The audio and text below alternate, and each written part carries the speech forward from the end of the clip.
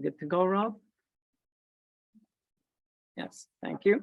Okay, I'll call the meeting to order. We're now meeting as Committee of the Whole, July 28th, 2022. Is there any declaration of interest, pecuniary or otherwise? Seeing none, once again, I'll say that if one comes up during the course of the meeting, I would ask you to declare it at that time. We have some business arising from the minutes, Committee of the Whole, July 14, 2022. It's a notice of motion by Councillor Soever. So perhaps Councillor Soever, can I count you as the mover? Yes.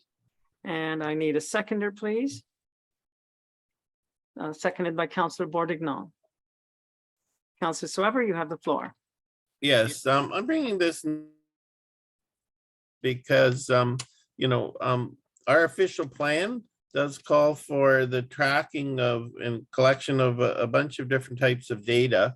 And those are listed there and include land utilization, including the supply of occupied and vacant residential, commercial, and industrial land, which is to be done on an annual basis. The net residential density and mix of development occurring within the community planning areas, redeveloping areas, and the nodes in each local municipality, which is also to be done on an annual basis. And particularly item C, the range and market value of housing types, including the percent of affordable housing measured in relation to the benchmark set out in section 4.1 of this plan, which is to be done on an annual basis. And also the types and number of development applications processed. And this is also to be done on an annual basis. And then there's economic and other economic data, and I won't read the entire list.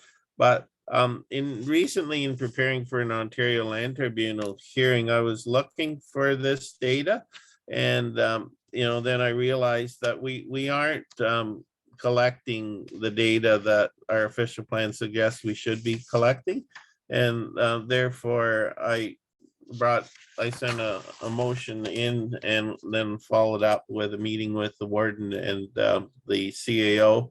And this is the amended motion that is resulted. So, I think we should be doing this. And, obviously there's a lot of work in here. But we did put it in our official plan to say we would be doing this on an annual basis. And what we're seeing is an unprecedented amount of development throughout Grey County.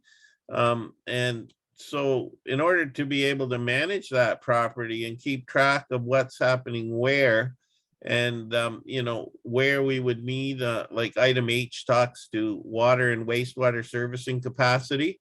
Unless we know what that is throughout the county, we cannot make informed decisions on, at the council table when we're asked to approve developments. These developments are impacting our communities in many different ways. And we need to make sure that Grey County develops in a healthy manner. I mean, we have a very big problem in the town of Blue Mountains in that we're only getting very expensive homes, and there are no places for the average person to live. And we're seeing restaurants having to cut down their hours. We're seeing grocery stores understaffed and unable to stock their shelves. We have an issue with volunteer firefighters. The people that are moving here are not volunteering. I mean, they're buying $2 million homes. And I know that, and we've had to transition to a, half professional, half volunteer fire department, which every time we transition one position from volunteer to professional, it costs the taxpayers $130,000 or so a year for that one position that converts from a volunteer to a fully professional one. So eventually, these have huge impacts on the way we live and also on the local on budgets. And so that's why I'm bringing this motion. And I had suggested a report on a shorter timeline, but after consultation with the warden and the CAO, I think there is a lot of data to collect here, and what some of it might be fairly easily obtained. Some might require a bit more work. So I think what's here before us today is for the staff to bring back a report as soon as possible on a plan rather than a report immediately, but a plan to how we're going to be able to deal with what's in our official plan right now. Thank you. Thank you, Councillor Soever. Are there any other speakers to the motion? Then I'll call the question. Oh, Councillor Desai. Thank you, Warden Hicks. To me, this sounds very much like a notice of motion that's saying staff go do your job, without taking into consideration that since the official plan was passed, there has been a pandemic which has required staff to change how they do things. That's taken away time from things that they would like to do. So I feel this is a bit of an insult to staff. We have great quality staff here that know what their job is, that do their job. And so I can't support this motion on that basis. Thank you, Warden Hicks. Thank you. Anyone else? Councillor Patterson. Thank you, Warden Hicks. I'd like a comment from our CAO and maybe our deputy CAO.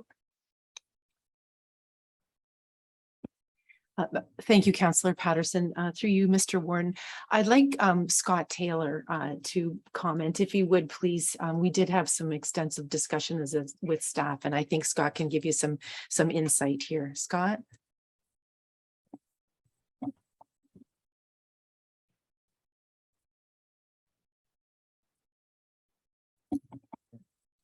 Oh, sorry about that. Having trouble working the mic this morning. Thank you, through you, Mr. Warden. Yeah, with respect to the notice of motion brought forward, the official plan, as Councillor Soever has highlighted, does lay out a number of things that that we've committed to tracking through the official plan. Staff had a plan to do this, and we had started doing so in late 2019 and into early 2020, and of course then the pandemic came along. That said, there is still a lot of merit in tracking these, and of course following our own official plan. Some of the data, as Councillor Soever has noted, is data that the county is already collecting. Some of the data, as in wastewater treatment capacity and water treatment capacity, would be data that you're collecting at the municipal level. And some of the data mentioned will be a little bit more difficult to track. So if the notice of motion, or if the motion is supported, staff would certainly commit to bring back a report after talking with our colleagues at the municipal level and starting to look at some of those further data sources on how we could do this and what makes sense in terms of reporting perspective going forward, such that the data is presented in a useful format that both council, municipal staff, and members of the public could understand. So it will take a bit of time to bring that together, but I anticipate that initial report sort of outlining the next steps is something we could do before too long. Certainly be happy to answer any further questions if there are any.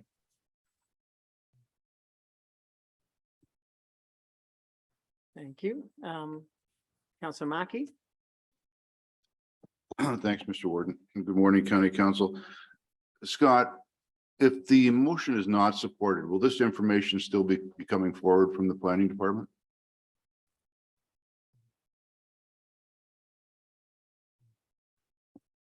Yeah, through you, Mr. Warden. Yeah, we're still looking at tracking this data. We didn't have a firm time frame, but it's something that's still on our radar and on our work plan in that regard.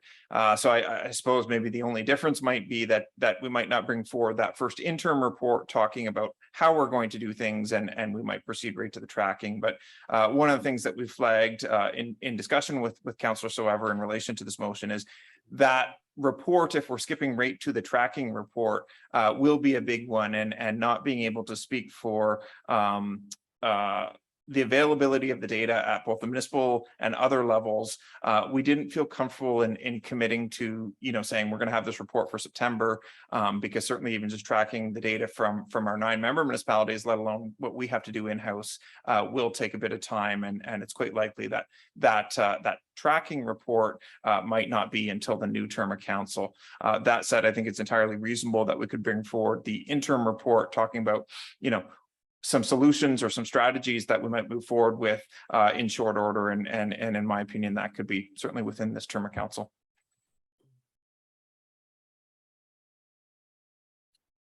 Thank you, Councillor Soever.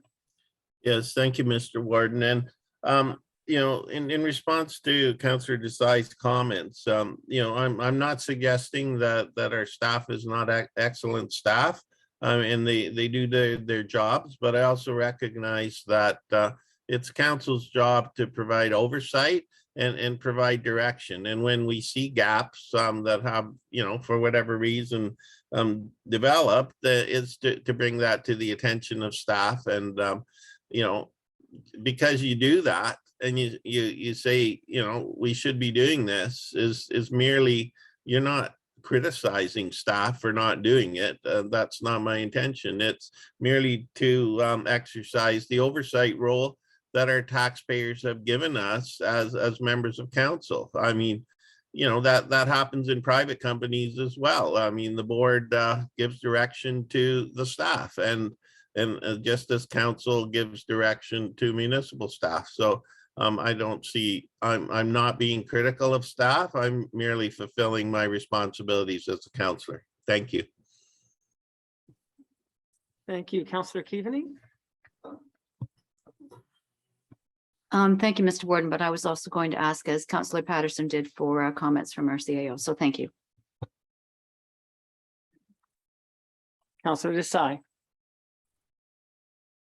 Thank you, Warden Hicks. I don't think I said that Councillor Soever was criticizing staff. However, we have provided direction in the form of the official plan document that we've approved. The oversight part of it, instead of this being a motion, this could have been a question that could have been sent to the CAO, and the CAO could have answered it. I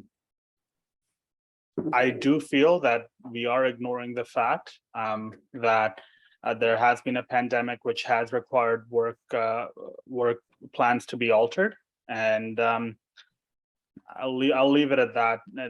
I never said Councillor Soever was criticizing staff or that he didn't think our staff was great quality. Thank you. Thank you. I do not see any other hands, so perhaps it's time to call the question. All those in favor? Any opposed? Mr. Warden. I was waiting for that. You don't even need to say it. Okay. Madam Clerk.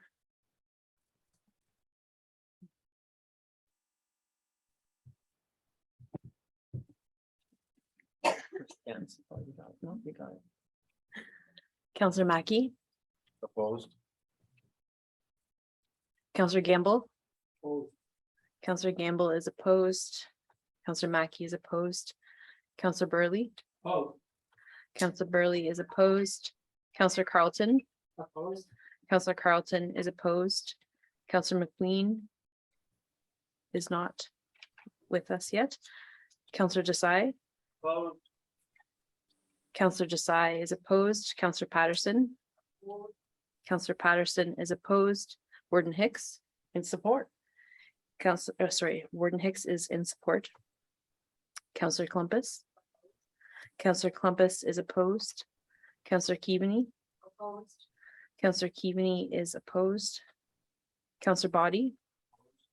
Councillor Body is opposed. Councillor O'Leary. Opposed. Councillor O'Leary is opposed. Councillor Woodbury. Opposed. Councillor Woodbury is opposed. Councillor Milne. Nay.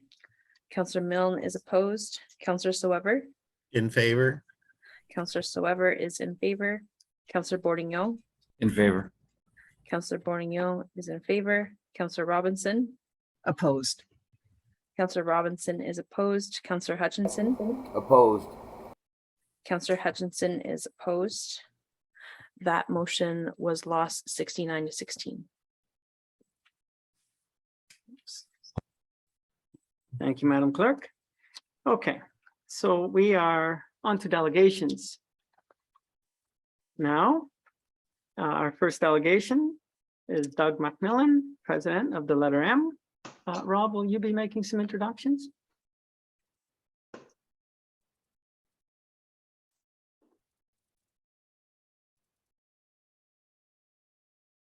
Okay, good morning, County Council. It's my pleasure this morning to introduce to you Doug McMillan. Doug is the president of the letter M, and Doug and his team, in particular Stacy, who was unable to join us, have done some exceptional work with us over the last few months in developing an update for our corporate communication strategy, which will be in front of you a little bit later today. Some of you may recognize Doug. The letter M did do some work with us on, or did do work with us on our original communications strategy. So if he looks familiar, that is probably why. And maybe you did talk to Doug or Stacy through part of this process. So I don't want to take away any of your thunder, Doug. So I will pass it over to you to outline the findings and recommendations of the communications strategy. Thank you, Rob. Good morning, Warden Hicks and County Council and members of the leadership team. You promised thunder, Rob. That's a great setup. Thank you. I think we can certainly promise a great quality strategy. And again, I'll tip my hat to Stacey McCarthy. She's taking some well-earned time with her family. All of the heavy lifting on this strategy fell to Stacey. I was pleased to be called in every once in a while for an opinion or a thought or two, but certainly the strategy before you is the great work led by Stacey and other members of our team as well. So what I thought I'd do is, if I may share my screen, we'll just sort of walk through a few of the highlights. It's an 86 or 7-page report. So really this does skim the surface of a lot of great ideas, but if I can do my best to give you a pretty decent tour, it'll just help get a sense of where we're aiming this. So I will let the tech get organized here. Okay, great, thank you. So really, yes, this is, it draws on some work that we were able to do together 5 or 6 years ago in 2016 to build the first communication strategy. So it's a great opportunity to sort of reflect on what was recommended, the changes in our world, and goodness knows we've seen a few since then, and be able to then build on the good work of 2016 and Rob's team and Kim's team in that time to bring this forward. You know, we'll reflect often in the strategy, the full document, on sort of what was recommended in 2016 and what we're suggesting now based on changing needs. But first, just a quick sort of snapshot of the urgency behind communications at a municipal, at a local government level. And this is from 2018, so it's pre-COVID, but McMaster Journal of Communication is sort of one of our golden rule organizations and documents to sort of guide this. We have to be reminded that the role of municipalities is so critical in reaching community members. And COVID, of course, taught us that better than anything in the last century. And as it says here, how municipal governments respond and communicate affects more people with great consequence. So it's a tip to your hat to invest in this level of work and to make sure that you are doing all you can to not only reach but engage with your community members and do it as efficiently and with as much quality as possible. And so our job is to help you get there. So to help you get there, we do a pretty deep dive before we come back with any suggestions and recommendations. It's very important that we get our hands on as much as we can. And Rob was was gracious to load up our inbox with various strategies, action plans, the CSP, even the official plan is before us, as well as then we can dig down into, how you're communicating using social media and email newsletters, and of course the website itself, how you're engaging with and sharing content through media, et cetera. So a pretty good secondary review of everything going on now sets the stage for our learning. And then from there, one of the most effective strategies in this research work is a best practice engagement with communicators from other municipalities. In my career, I've never seen a sort of a sector of a greater willingness for collaboration and sharing ideas and learnings and experiences. And certainly municipal communicators have had plenty over the last 2.5, 3 years that helped to highlight what we could bring to you. So some of the recommendations draw on their experience, pardon me, and we looked for comparable communicators. No value in talking to the City of Toronto communications team about their experience. Yours is different. Your needs of Gray are different, and so we talked to the Huron County and Bruce County and Northumberland and whatnot to look at how others, including my own Wellington County, where I live here in Fergus. So we found that very helpful. As well, we completed 17 one-on-one interviews, and I recognize, nice to see faces to some of the phone calls I had with you over the last few months, as well as Stacy.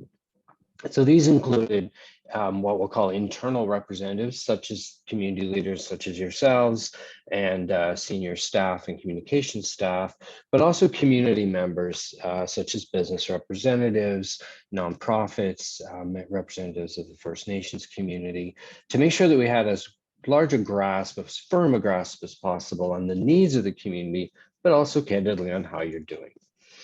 And then finally, we sort of wrap that up with a fairly succinct public survey. There's always risk of survey fatigue, and so we try to keep it very efficient and focused. We're pleased to say we saw 558 responses. It was a larger number than in 2016 when we did this work. So the community is clearly interested in sharing input on how to best communicate with them and what they want to know. So this can sort of twist some of our assumptions that the pundits and communications tend to make by actually going straight to the folks who need and require this information. So all of that was fairly carefully analyzed. It was one of the junctures where I was brought in to work with Stacy Sarah, kind of the digital version of putting it all out on the dining room table and analyzing what we're hearing and having good exploratory conversations. So what did we learn? Well, in many ways, we reinforced what we knew around audiences, right? It's very important in communications to know who we're speaking to and to go as granular as we can and not just see it as us and community, but recognize the sort of the symbiotic and somewhat circular nature of how we communicate. Because the minute word gets out, it circles around and spreads and moves through community. So something we might say to a business organization will inevitably make it to their customers, their staff, that sort of thing. So that big bubble in the center is purposefully the big one. It's where we must start in communicating, first and foremost with you, with the community leaders on council, but then also staff and senior managers. They are the ambassadors. There are hundreds of great communicators ready to put the word out into the community. So equipping them helps those circles around get moved in an efficient way and with some consistency.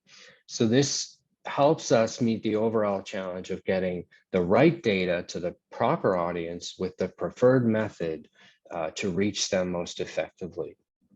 And all of this is to say we might have one message that goes out in several different tones and messages, depending on who we're talking to, and using more than, say, 1 or 2 channels to do it in order to reach everyone.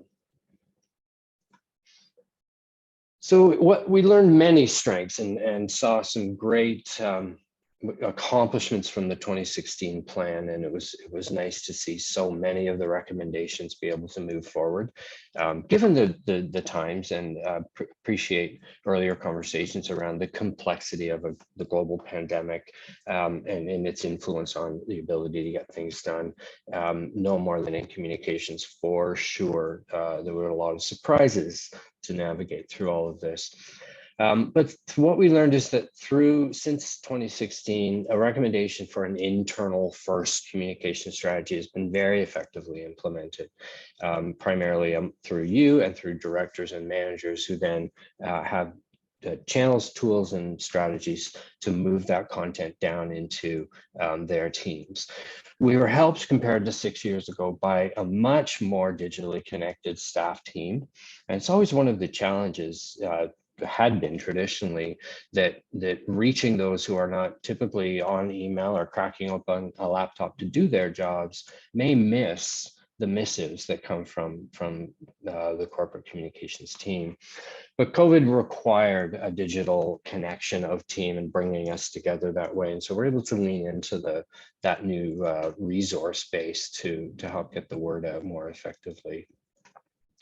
We were pleased to see that there are many very strong existing internal and external, but communication strategies that don't need to be replaced. There's no interest here in sort of putting our stake in the ground with a brand new bold strategy. There are good new ideas in here, but what is working should continue to work. And such as, the grapevine, CAO updates, the staff appreciation, the celebrations. I was thrilled to be able to listen in earlier to the celebrations of the community. These are the things as a community team that we want to lead with.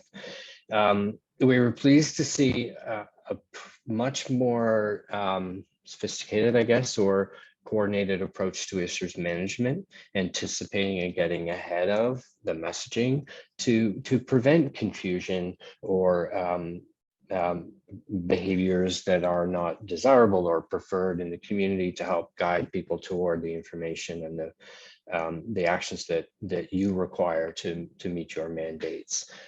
So that's very well ingrained and largely successful since the strategy was put into place. This is all coming to bear, point number 5 here in results. So that survey I mentioned, one of the questions we ask is basically, how are we doing? And the public's rating of Gray communications efforts increased year 2016 to now by about 6%. So from a 66% sort of satisfaction, high satisfaction rating to more than 72.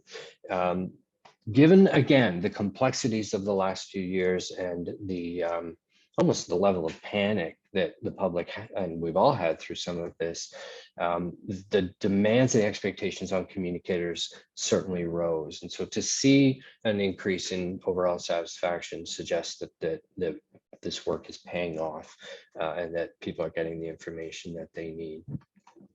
And partly that, to go to number 6 here around resource, is you are very effectively resourced and sufficiently resourced for communications within the organization.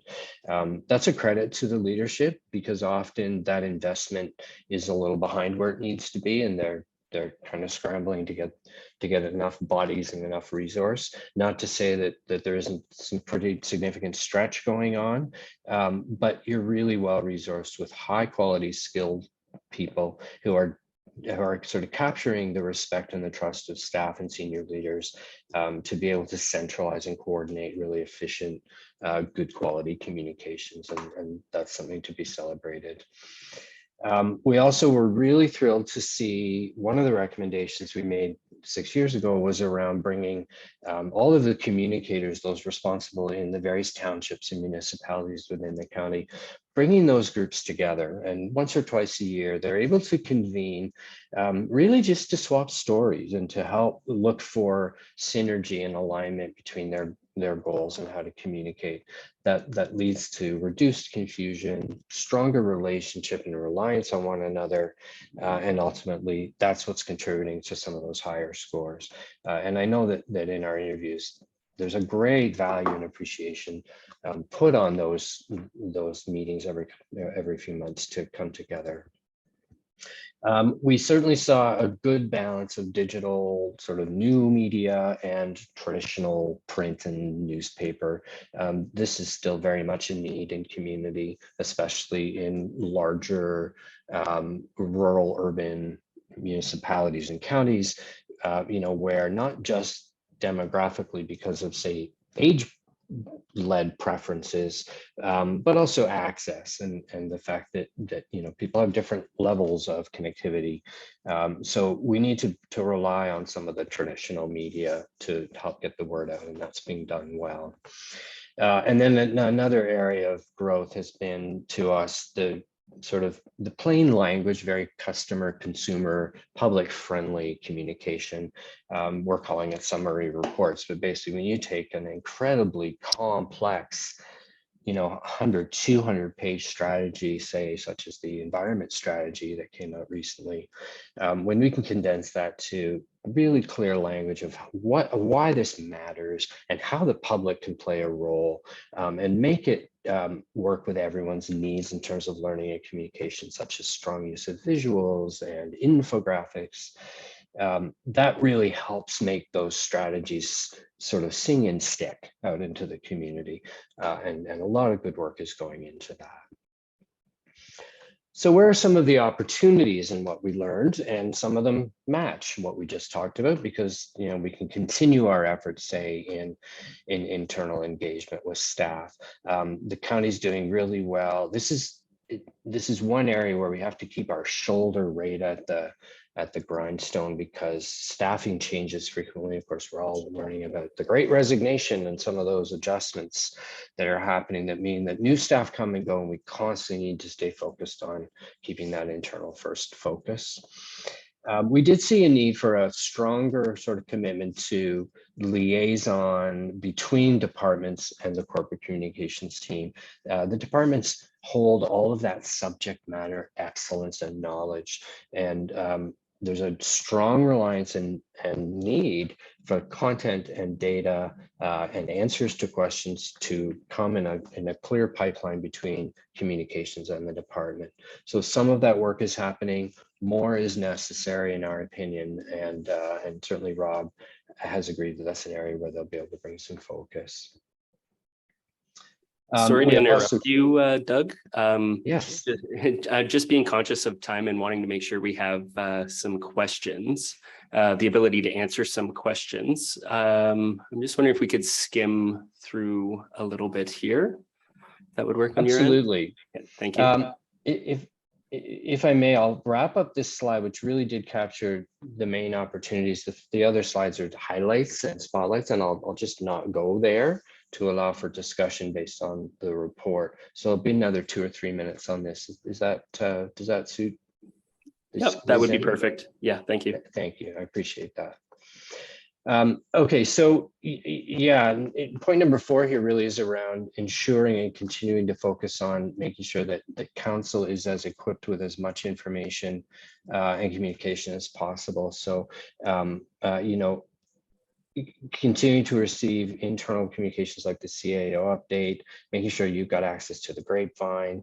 One of our recommendations that I kind of glossed over was around a stronger commitment to training and development, because the communications world moves very quickly right now. So council members should certainly have the opportunity to participate in those training programs and some of the skill development that could be offered to other staff as well.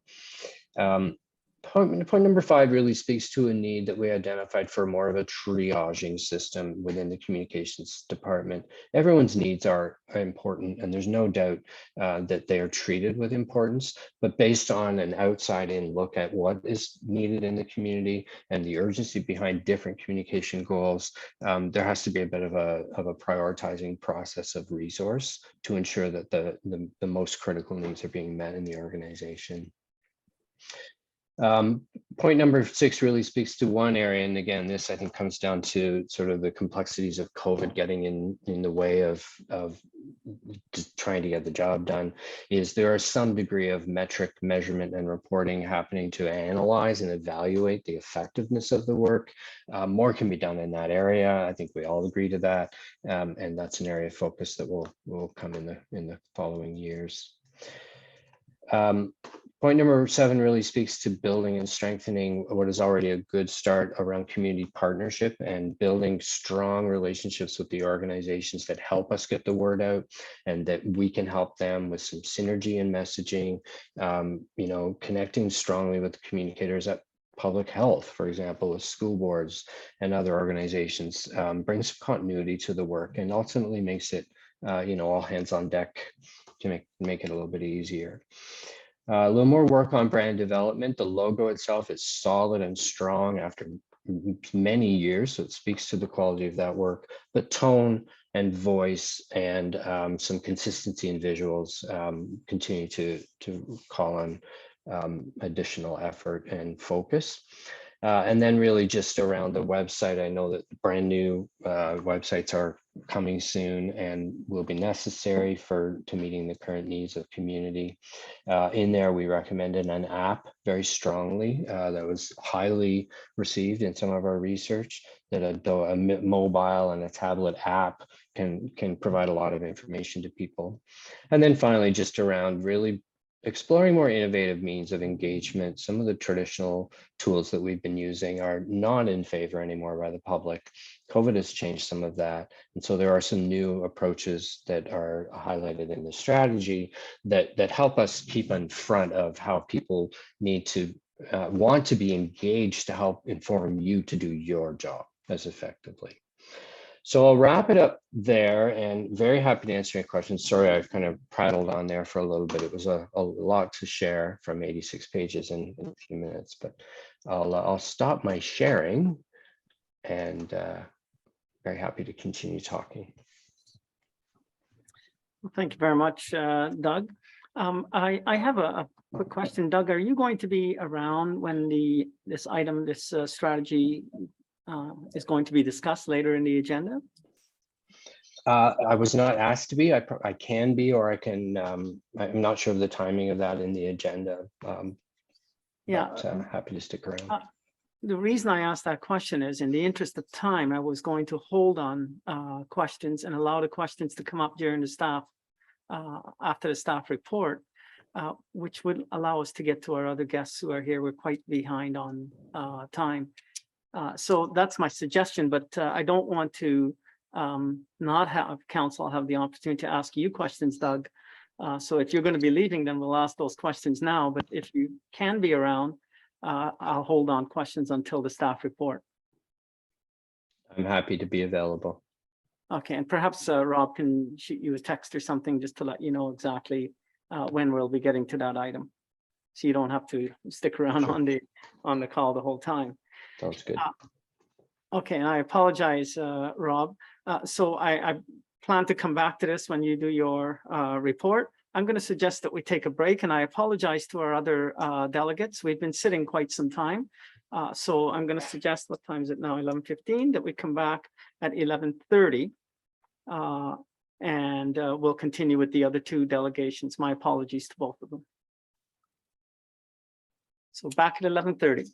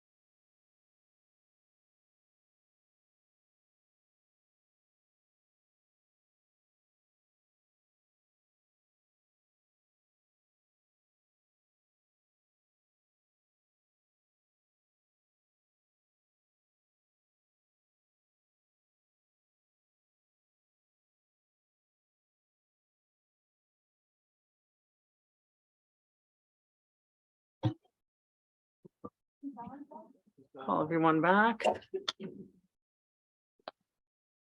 15 minutes goes fast. Okay, so we have on deck John Kervick. Did I pronounce your name correct? Your last name correctly, John?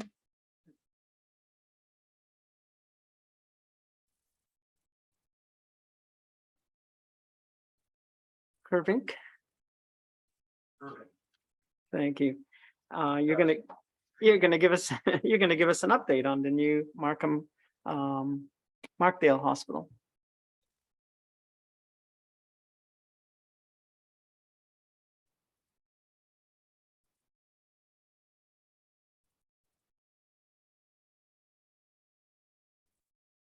Lit up. Oh, there.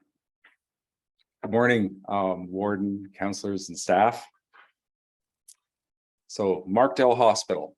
So here's a rendering of the front entrance. We're not quite there yet. But background on the hospital. So the last presentation to council was in 2021.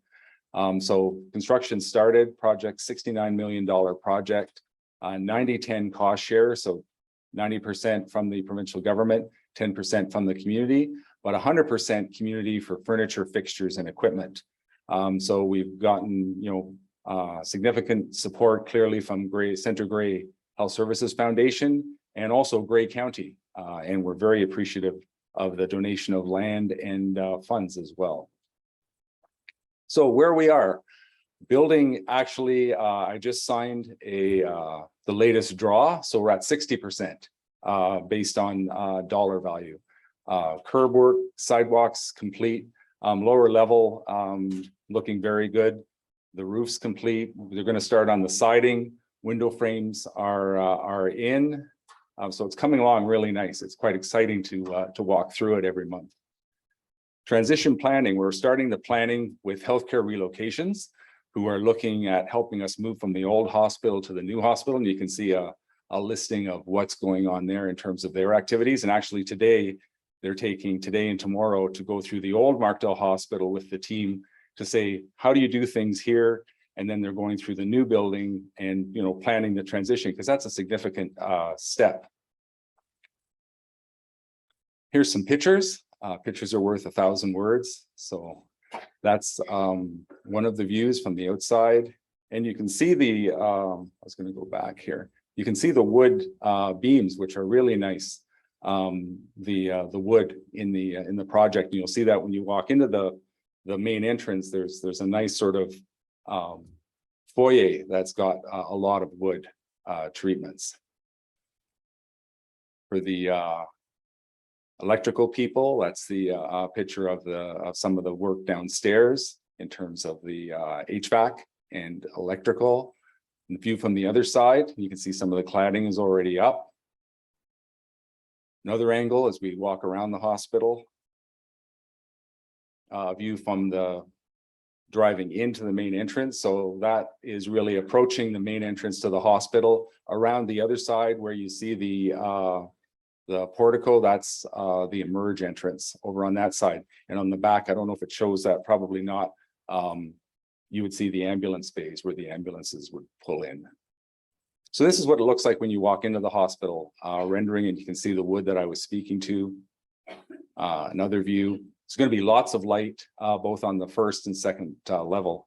It's going to be incredible relative to the hospital they've been dealing with for, we wanted to rebuild that for 20 or 30 years. This has been an ongoing project. So we're on track, substantial completion by the summer, saying the TBD is based on labor disruptions. They had a number of strikes. I'm happy to say that I was notified by Bird that the latest disruptions, which were, I think the carpenters were on strike, the glazers were on strike, those are all resolved. Currently, the only labor issue that may affect the project, and may not really, is the inspectors for the elevators. That group is on strike presently. So we hope to open next fall. So what's in the hospital? We were able to negotiate. The hospital was originally going to open with only 4 beds, And right away, we knew based on the occupancy and how busy it is and the growth we're seeing in Markdale community, we needed more. So we're able to squeeze 3 additional beds. So we're going to open with 7 plus a palliative care bed, 24/7 emergency room, a lot of ambulatory services, which is really, hospitals are trying to push more things out into ambulatory care as opposed to having to stay in a hospital. So you can see there's procedure room for endoscopies and colonoscopies. We'll have diagnostic imaging there, lab, a cafe, the foundation, of course, because we'll continue to always raise funds because we always have to replace all the equipment in the building. And we have a lot of room. You can park a truck downstairs with the extra space we have. And so we're already planning that we need to have a CT in Markdale. In fact, we need to have a CT in all our campuses, with the exception probably of Lion's Head because it's a little small there. But really, that's our future plan is CTs are the new standard of care. So the current hospital, it'll continue to operate until we move it over. Afterwards, we're going to decide what to do with that campus. So we'll put an expression of interest out to the community to see what we might use it for. And we're asking, our staff what we could do with it. But we'll see what happens with the old hospital, but it's still a nice location downtown. As far as information, we'll be back as we get closer to fruition on the project. The foundation's also in the loop. We have lots of pictures posted. You can see that on our website. And as well, if you've got questions, we have an email address where people can forward the questions and we get some of those certainly. And I think that's it. That's the whirlwind tour of the Markdale Hospital, but happy to entertain any questions you might have. Well, thank you very much for that update. Very exciting. Nice to see the pictures. Council, any questions? Madam CAO. Thanks, Mr. Warden. And John, I just want to offer our thanks on behalf of the staff.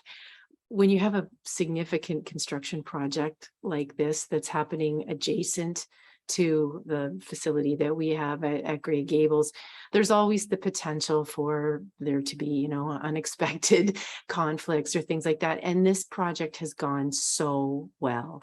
And I just really want to offer our thanks to everybody at GBHS for all of the attention to detail and your willingness always to keep us up to date as things moved along and have opportunities to try and work together and solve problems together. It's been so appreciative, and the facility is lovely.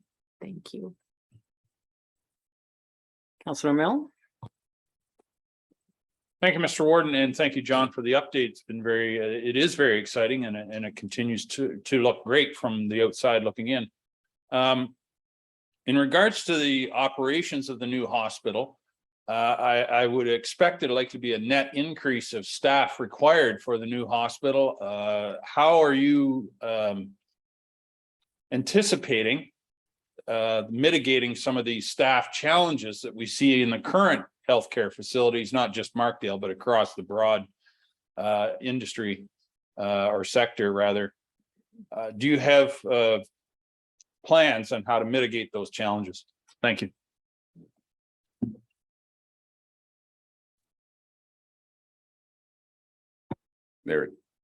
Yeah, the HHR challenges across the system are significant, as you read that in the paper and on the news and on TV every day. So certainly we're not immune to that. And in terms of any unique strategy for the Markdale campus and the staffing, it's all the staff at the present hospital, there's no reductions in force for sure, because the hospital's quite a bit larger than the old one, but less acute care beds. But we're actively working with Georgian College, and we're really excited about their nursing program starting this fall. And there may be opportunities for a lab program for medical technologists, which is my old alma mater. So I'd be happy to see that. And of course, we always are looking for physicians, but it's a system problem. So we're recruiting actively and using kind of whatever means we can to bring staff to Owen Sound. I mean, the challenge we have, system wise is housing. Housing is a challenge, and as you know, rental housing is difficult to find, and affordable housing, just because I think there used to be a fair gradient between the GTA and here, but that's really changed. And so, some of that's a barrier when we're bringing staff. So we've put in, we're renting housing presently for in one of the buildings in town to be able to offer that to staff that we're trying to recruit for difficult to recruit positions, to say, here, we'll give you an apartment and you can rent it at a subsidized rate for a period of time while you get the lay of the land and find your own place. So hopefully that'll help. But we're cannibalizing, I guess is the right term, each other, because all the hospitals are looking for people, and long-term care is looking for staff as well as home support. So it's a big problem. I wish I had a solution I could give you, but I don't. Thank you. Any other questions? No one else. Thank you, sir. Really appreciate the update. Thank you. Okay, on deck, I guess, Jacinda, are you going to be making introductions, or is it Savannah? Okay. Excellent. Thank you very much, Warden. Good morning, County Council. I am here to introduce three wonderful folks who are working on settlement services and immigration partnerships across Grey and Bruce counties. As you know from our previous reports and delegations, this is definitely a partnered approach, and it has been from day one all the way back to application development. Had all of these folks together. So we want to introduce Deepika and Suneet and David, who are introducing and talking about what this partnership looks like to provide that full service to our immigration and newcomer folks in the area, as well as our employers and our municipalities and all of the stakeholders involved, because it does take a real village and a real partnership to make this happen. So they are here from Grey Bruce Local Immigration Partnership, from Settlement Services and Welcoming Communities Grey Bruce. So I will hand the floor to them.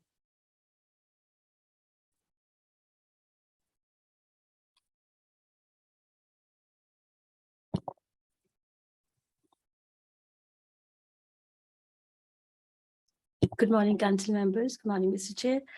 Thank you so much for your time today.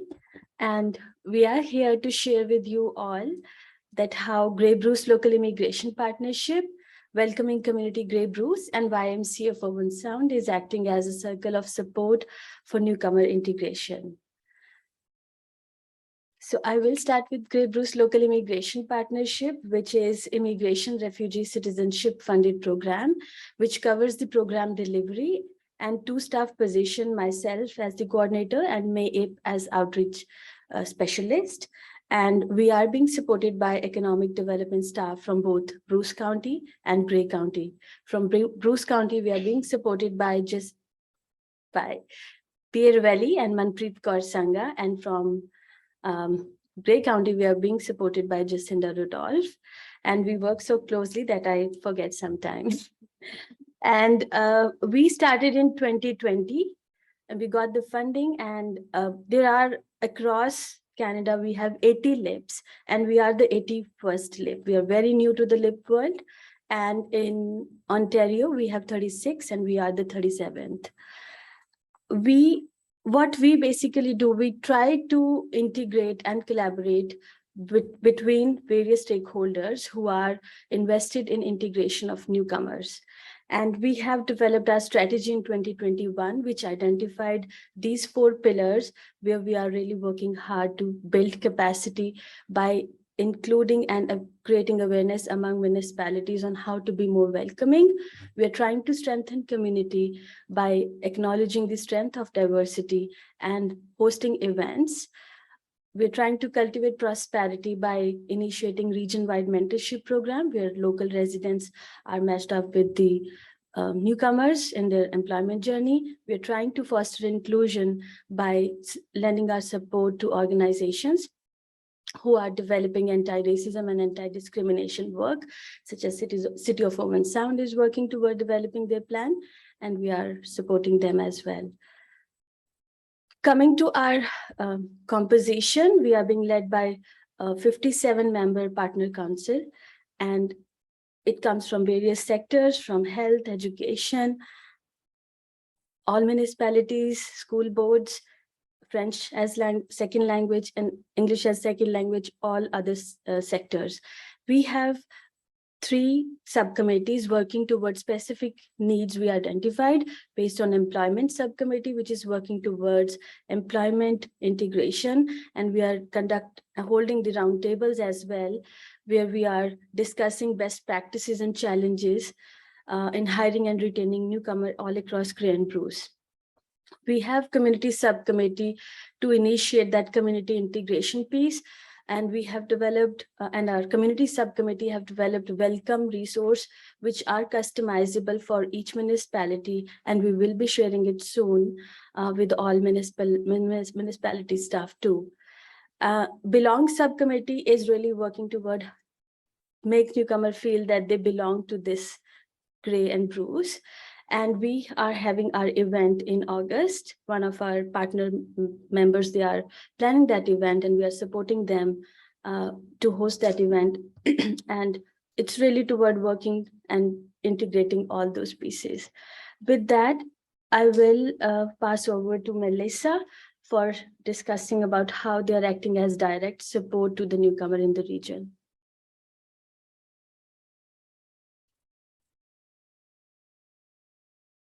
Good morning, councillors. My name is Melissa D'Souza Harris, and I'm a settlement worker at YMCA Grey Bruce Settlement Services. I'm here to present our services to you. We are also funded by the IRCC as direct support for newcomers within our community. We help newcomers to Canada integrate and settle into our local communities and across the country. Our focus is holistic and to empower and strengthen our clients' skills and families to achieve their full potential and enrich their new home communities. We partner with our service providers within our communities that are already invested and provide collaborative support to our newcomers to ensure good outcomes. We have 3 pillars that we draw upon. First being our needs assets assessment and referrals, whereby we meet with our clients and we understand their full picture and create action plans with them to see their goals and provide good outcomes. We support one-on-one and provide essential information, information sessions and to our newcomers just to empower them. Because knowledge is power. And we also provide opportunities to grow connections within our community and make sure that our community is welcoming and it is a sense of home. So we have language instruction for newcomers to Canada, which is provided by the IRCC. We are a mobile service delivery, so we travel across the counties. Our catchments go into Bruce and Grey, as well as we touch some of Simcoe. We have Swiss services that have been funded as of last year, which are settlement workers in school. We recognize that, you know, while we were able to support adults, newcomers within the community, there was a piece that was necessary for children to feel that sense of home as well, and support for newcomer families and have that holistic piece. We offer language interpretation, and recently we were funded for workplace language support as well. And we are very invested in working one-on-one with employers to create those good partnerships. With that, I'll give it over to David Morris.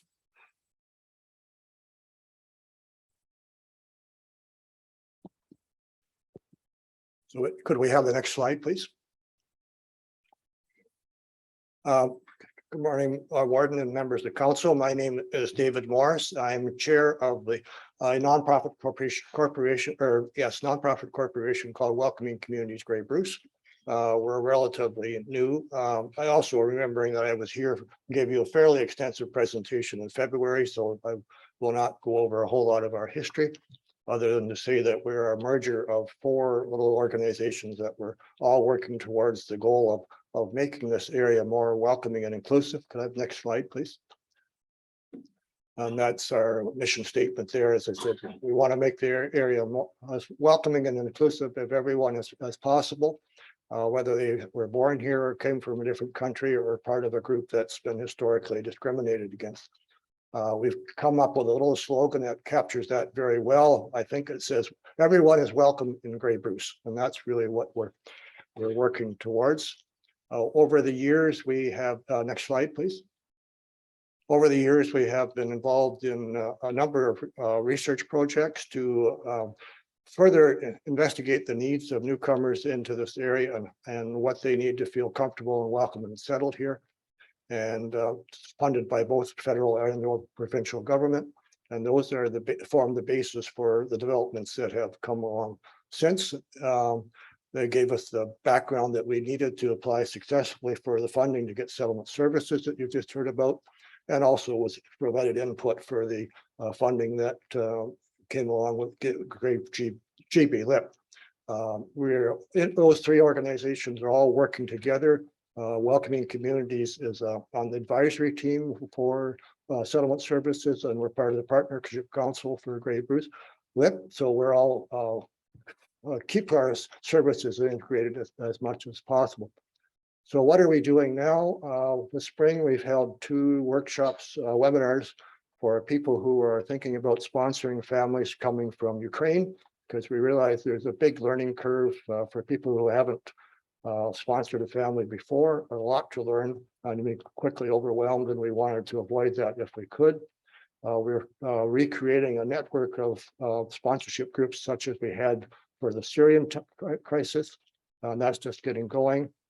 And we're also just about to start into a project with the Owen Sound District Chamber of Commerce to address, to make our workplaces more inclusive and accepting of diversity.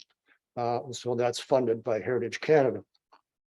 And then on a broader level, we continue to do what we can to make the community at large aware of the concerns related to racism and discrimination and the barriers that newcomers still face when they come and choose to settle in this area. So I'll leave it at that, and if there's any questions afterwards, we'd be glad to try and answer them. Thank you.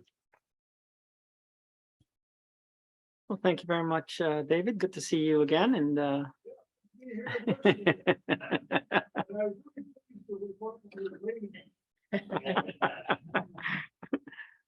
Pika? One slide left, but I would just conclude on saying that just to put our work in context on how we all 3 work together, and whom you as municipal leaders can connect us with. We had a case scenario of Ukrainian families coming to the area, and really you can connect with GB LIP as finding resources, or is there any funding opportunity available, or other groups in other all across Grey Bruce who are working toward that same cause, and like those indirect services, and they can connect with settlement for any direct services, which school their kids will be going, how to navigate the banking system, if they need English language support, and any employment related queries, they can go to settlement directly. And Welcoming Community Grey Bruce is really bridging that gap of that connection, making our community ready to accept and accommodate newcomers in the area. And LIPS, as LIPS, we are really working toward collaboration, connecting and bringing together all agencies, stakeholders, and municipality to be more inclusive and welcoming. And we are happy to answer any questions. Well, thank you, Deepika. And Melissa. Good to see you as well. I was going to say, on my way into the building this morning, as I was entering, I saw a little sign on the glass portion of one of the doors. I don't know if others saw it, but it was a sign, had various colors, and it said, "Everyone is welcome here." The work that you folks are doing is so important, and I want to thank you for that. Council, are there any questions? Councillor Robinson first. Thank you very much, Mr. Warden, and I thoroughly appreciate this presentation, and each time the delegation comes forward to Grey County. Timing is absolutely wonderful. Right now, there has been connect through West Grey, or perhaps an outreach, and I will certainly provide the connect with GB LIP. I think that's absolutely wonderful. My question is, certainly Owen Sound is the principal area, I would suggest, where the focus is on, and rightly so. And I'm just wondering if there could be a bit of discussion how the connection branches out to the other member municipalities in terms of the newcomer program and the Connects for Employment. And thank you very much. Through you, Mr. Chair. So as Grey Bruce LIP is really working towards and in collaboration with settlement agencies, I know that settlement has remote locations, and I would let Melissa answer on that. Hi, thank you for your question. Yes, we are a mobile service delivery, and so we will travel to clients in various communities, and we also have partnerships with different partners in the area to facilitate spaces in which to meet and connect. And we gather resources from those communities specifically and connect clients to specific resources within their community. Thank you. And I'm very supportive of that. Well done. Oh, sorry, go ahead. Oh, one sec. Okay, comment from welcoming communities. As you're aware, there are a number of groups throughout the area who are interested in sponsoring families from Ukraine. So we have met either virtually or in person with a number of those groups to try and share our experience from past settlements. So we're reaching out through the communities as well. And we've given this presentation to each of the municipal councils too, by the way. So some of you are hearing this for the second time. Savannah, you had something to add? Thank you. I just wanted to really recognize all three groups have been working together so hard to make sure we have a no wrong door approach. So it doesn't matter what organization you go to, they are so well connected and so integrated to the community that they will always find you that proper connection. There's nothing worse than being passed on and passed on and passed on. And this group is always very committed to making sure that that doesn't happen. So if they are not the right connection themselves, they will always find the right person to be able to provide assistance, whether it is to employers or organizations, municipalities, or newcomers directly. And I think that's a real power of what the three have been able to form together. And as well, because of the funding and the coverage, we are also providing full regional coverage. So they are your resource right across Grey County, and for GB LIP right across Grey and Bruce as well. So I think that's just a really important note, and really appreciate the dedication that they have put to make sure that that is an approach we can take. Thank you, Savannah. Councillor Desai, you are next. Thank you, Warden Hicks. I just want to start off by saying I really appreciate the work that the Grey Bruce Local Immigration Partnership is doing. I feel it personifies. In 2019, the mayor of Dawson City in Yukon, Wayne Podoroka, said, "Canadians are born all over the world. Some of them just take a little longer to get here." And I really think with the work that GB LIP is doing, it really personifies that. The question that I do have, it's perhaps a bit sensitive, but I'll provide the context for it. As everyone knows, my ethnic background is Indian. I'm from the state of Gujarat, which has had its share of communal issues. So when I saw the Concordant Hindu Festival, which I believe was being put on by GBLIP, I was a little hesitant because to me, it closes it off to a very particular section, learn about a very particular section of immigrants. And it brings back some of those communal issues to the front as well.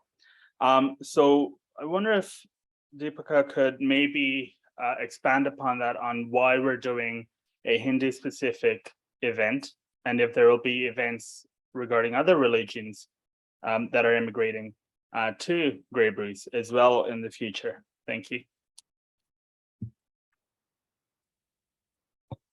Yes, through you, Mr. Chair. Thank you, Councillor Desai, for that question. And when we see the welcoming community characteristics, we really see two dimensions of it. You know, the spatial dimension, when we always talk about, we have space, and we talk about dimension discourse, where we have agencies supporting those events. So when we talk about this event, so we have a belong subcommittee, and where we are trying to acknowledge every culture. And this specific event popped up when we were discussing, and it was our first belong subcommittee meeting, and we decided that we have to acknowledge multiculturalism. And Chandra Tripathi, he's one of our partner council member, and he's the organizer of Sanatan. He's the main organizer of Sanatan Center. So he has organized this event, and he has been doing this event like from 19-20 years already, with the help of Bruce Power, because he was employed there. And this time, because of COVID, no one showed up. Previously, it used to be a multicultural event, and he's hoping that this event would be a multicultural, but no one showed up for this particular event. So he thought that, you know, he wanted to do this way. So that's why we did not want to hold off things. We just want to lessen the barriers and just come out of our comfortable zone to acknowledge other religions. And on the similar lines, when he said that it is open house for Hindu culture, GBLIP is not organizing that event. We are partnering, we are supporting to promote that event. So we are really not we are very sovereign in that part, that even when the Lunar New Year Chinese event will be here, we will be surely promoting that as well. So it's really that Grey Bruce Local Immigration Partnership is celebrating every religion, every culture who is already here in Grey Bruce. Yes. Councillor Robinson, you're next. Thank you, Mr. Warden. I just had a supplementary to, or rather a follow-up to my previous discussion. I do want to acknowledge the presentations that have been taking place at the lower tiers, and certainly the presentations here at County Council, most beneficial. I'm looking at the Grey Bruce LIP website, and it refers to how can we work together to make it easier for newcomers to settle here. Absolutely loaded with an abundance of information. Just it is packed with information that I think is incredible. But the one area that I just have a question, if I may, is supporting community level research and planning. And I wonder if there could just be a brief comment in terms of how that could be achieved. And thank you for your time. To you, Mr. Chair. Thank you so much for that question. And I would like to share that we are already invested in research, and we have got our report as well on discriminatory study, experience of discrimination among visible minorities, indigenous group, and non-white immigrant all across Grey Bruce. We've got a very good number of respondent as well, of 611, and we will be coming up with the highlights of that shortly.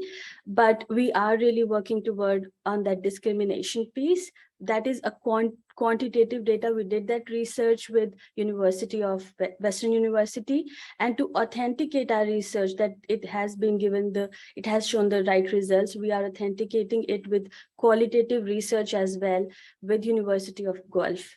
So our both pieces will be covered, and then we will streamline our efforts in that direction. And one of the finding I can share, I think, is that we have found that 9 out of 10 indigenous group feel that they are being discriminated.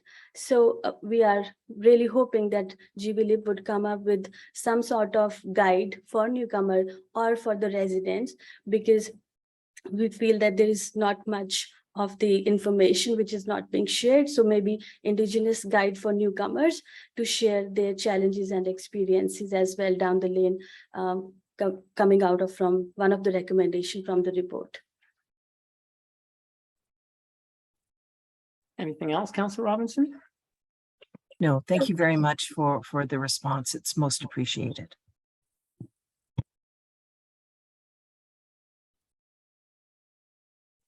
In response to that question as well. Over the past fall and winter, welcoming communities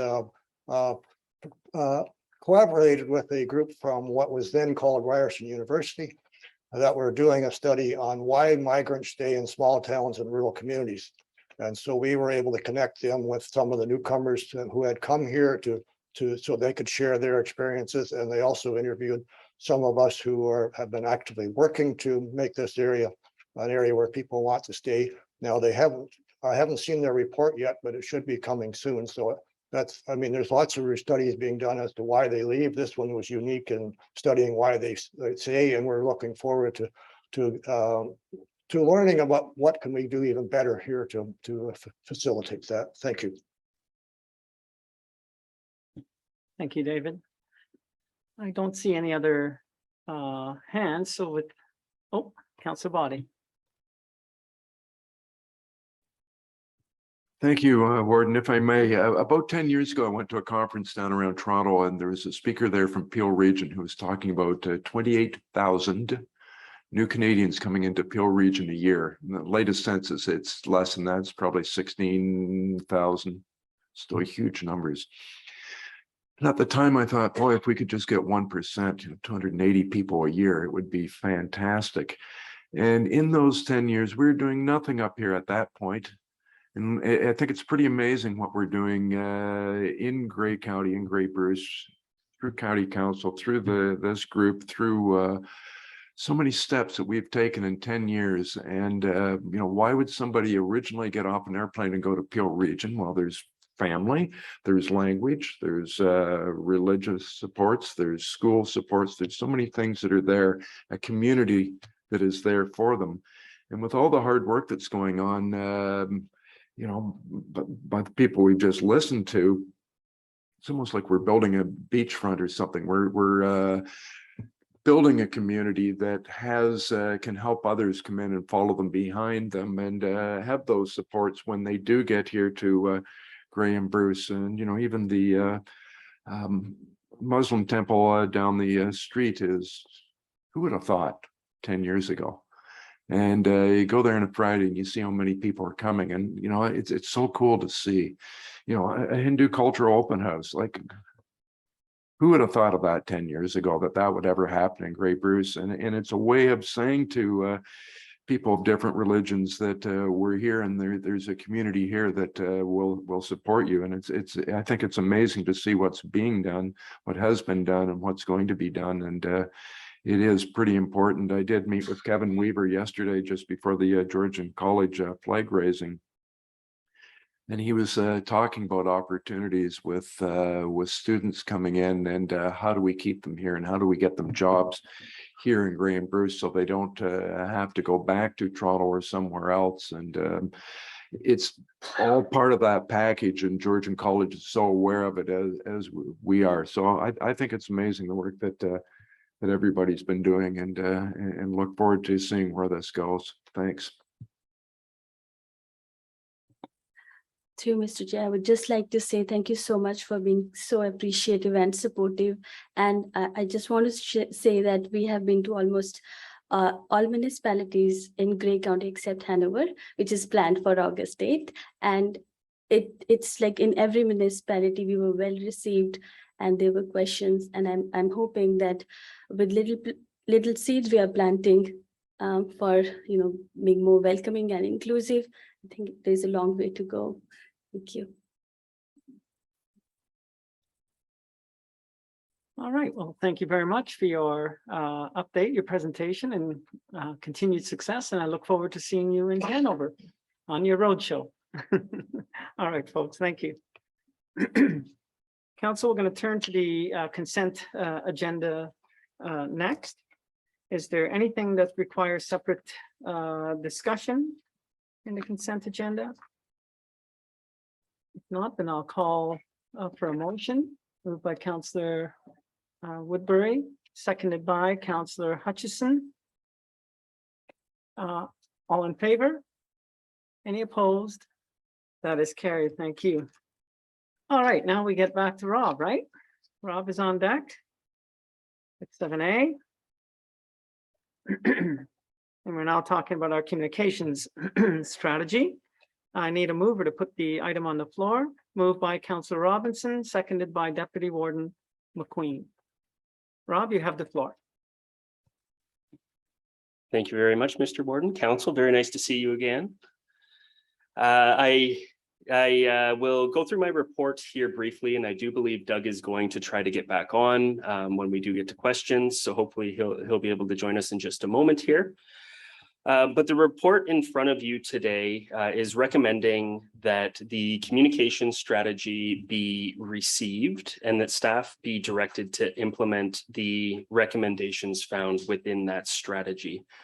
As you heard from Doug a little bit earlier this morning, a lot of work did go into the development of this strategy, and kudos to Doug and to Stacy for the extensive research that they did put in. In my report, I do summarize some of the key things that were done in that, as did Doug, so I won't go over those again. But I will highlight some of the goals that were developed through this strategy. And some of those are driving communications through a strategic planning and analysis. So rather than being reactive, as communications often is and does need to be, it's being better prepared through that departmental planning that Doug was speaking to earlier today. Enabling connections and support, collaboration, and the open exchange of ideas through communications.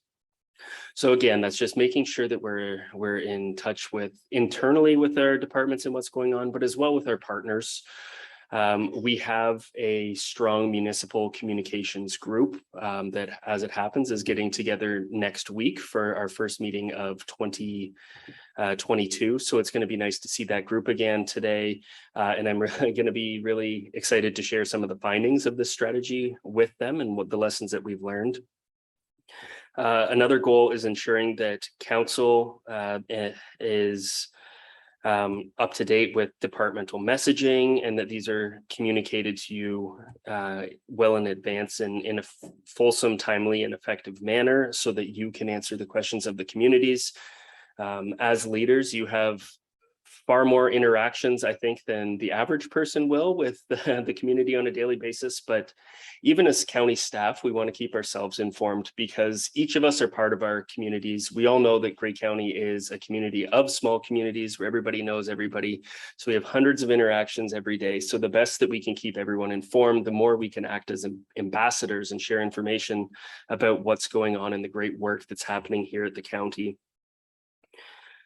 And then just skimming down to a few things that I would like to highlight on here as well.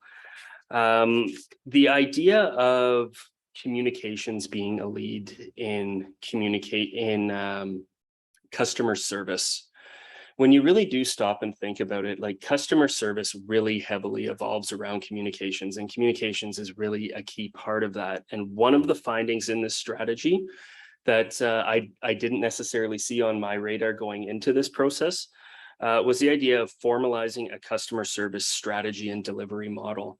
So I think that that's something that I'm really excited to look into if council endorses this plan, and spending some time looking at what that customer service delivery model would look like, and how we can measure our success around customer service and make improvements through time and through the life of this strategy.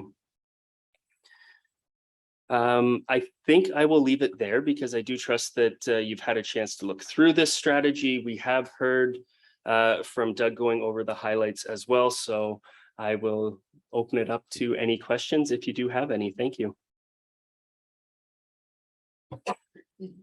Thank you very much, Rob. Councillor Robinson, you're first. Thank you. I've been anticipating this report, and I'm very excited about it. And I do want to commend Rob and his staff for an extremely well organized communication for Grey County throughout the years, and certainly this motion would support further enhancements, which I would encourage my colleagues to support. One question with two components, and I'm wondering if there could be consideration of possible customer service training for council, as well as communication training. And just overall, I found it very beneficial with regard to the training that we have had within the 4 years. And I was just wondering, within the projecting forward, what that would look like. Thank you very much. Through you, Mr. Warden, I think there's a lot of potential with the idea of developing a customer service strategy. I think fulsome training for council and for staff would absolutely be a component of that in time. I don't know what that would look like right now specifically, but certainly I think it's something that we can explore more fulsome training that way.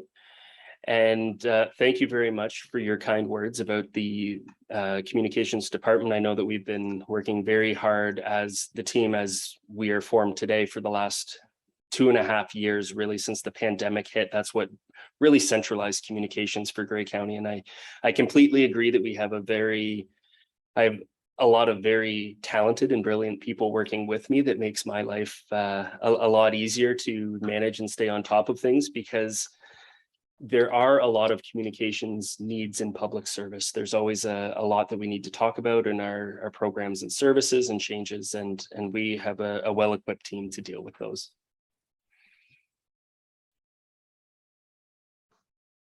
Councillor Keaveney. Thank you very much, Mr. Warden, and thank you, Rob, for the report. And we're lucky to have you. Everything revolves around communications, in my opinion, so it's incredibly important. Letter M, and I don't know if Doug is with us, but they just did a strategy for the municipality of Meaford last year, and we're very pleased with that. But a couple of the things that I learned, there's a much greater expectation from our residents now, and I think that certainly evolves from COVID, but people want to get their information like immediately. So I was pleased to hear you speak to timeliness, but I'll just ask you to add a further comment to that, because we learned that people they want to know right away, and it doesn't have to be fancy or glossy. They just want the quick and dirty as quickly as they can.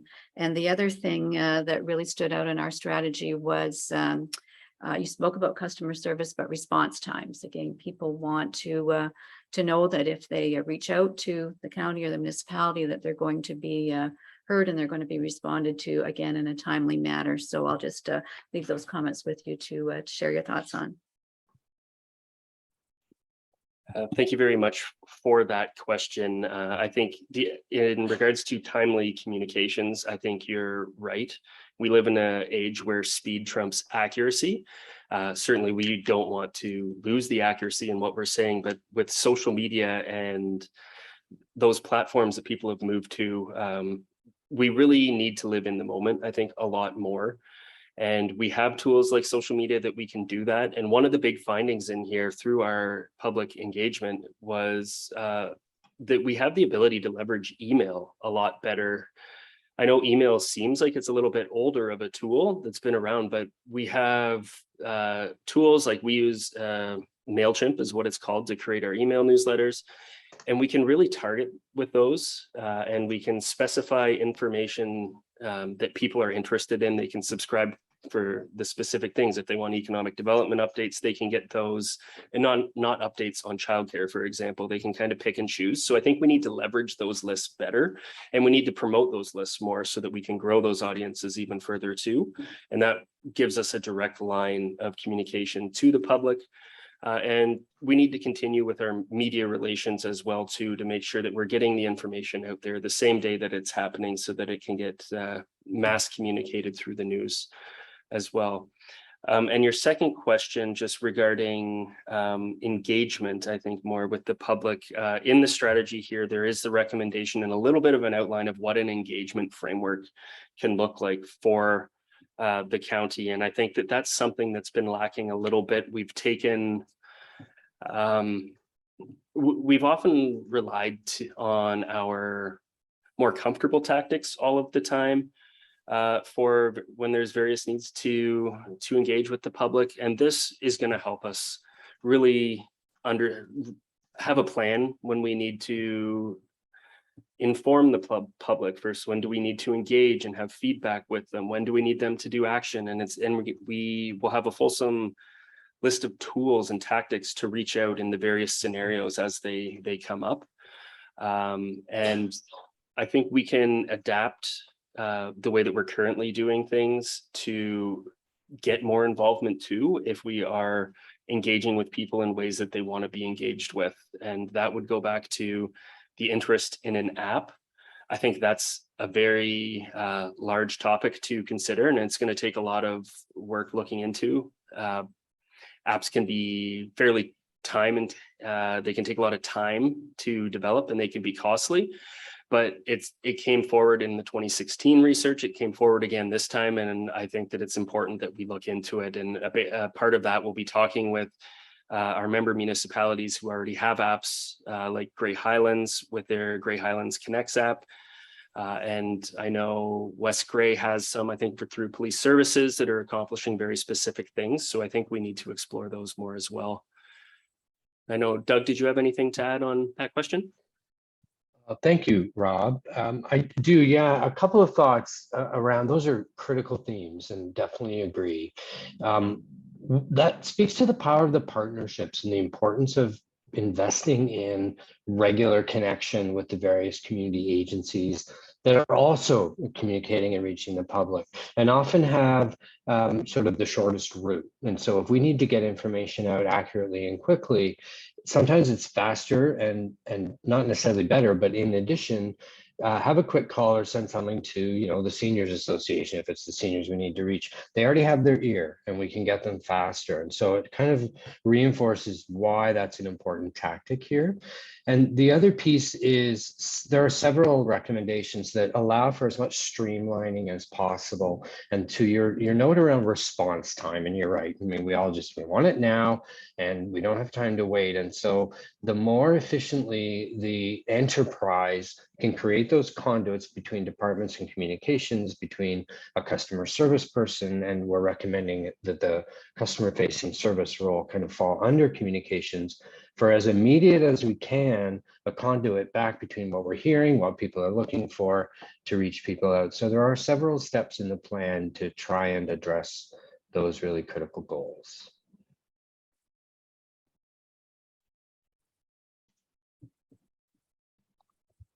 I do not see any other hands, so perhaps that's time to call the question, I suppose. So on the motion to receive this report and to implement the recommendations of the strategy, all those in favor? Any opposed? That's carried. Thank you. Thank you, Rob. Thank you, Doug.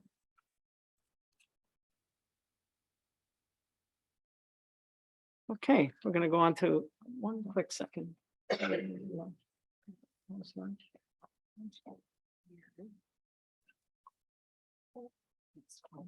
Okay.